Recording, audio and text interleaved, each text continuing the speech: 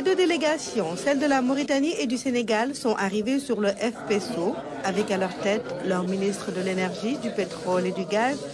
Deux pays unis par l'histoire, mais encore plus aujourd'hui par l'exploitation future du gaz. Un projet à 120 km au large des côtes, avec des puits ayant des profondeurs allant jusqu'à 2850 mètres, dirigé par BP et les partenaires tels que Cosmos Energy, Petrosen et SMH.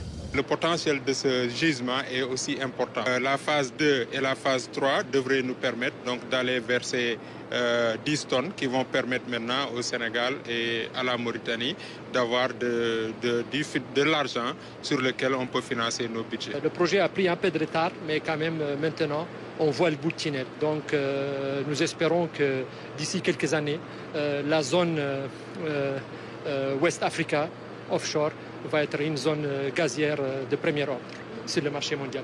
Une visite qui a permis aux autorités de constater l'état d'avancement des travaux.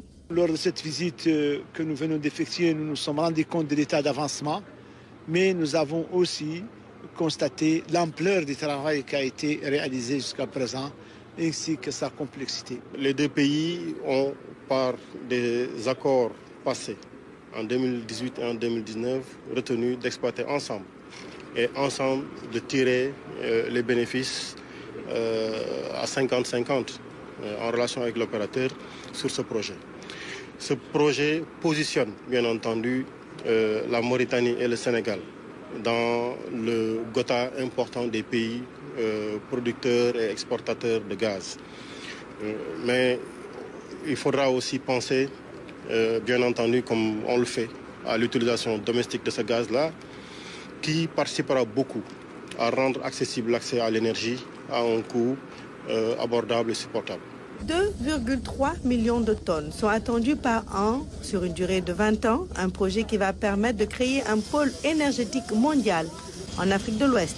Le FPSO, qui est une des pièces maîtresses du projet, qui est aujourd'hui amarré et qui est en train d'être préparé pour le lancement de la production, qui j'espère aura lieu très vite d'ici la fin de l'année.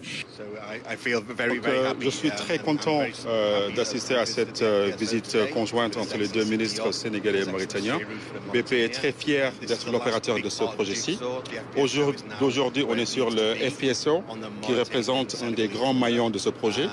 Donc, en ce moment, on est en train de finir sa mise en service. Une fois que ce travail finit sur le FPSO, on va entamer le début de la production, Inch'Allah, très rapidement du site de GTA. Avec l'état d'avancement des travaux, le GTA se rapproche ainsi du premier gaz.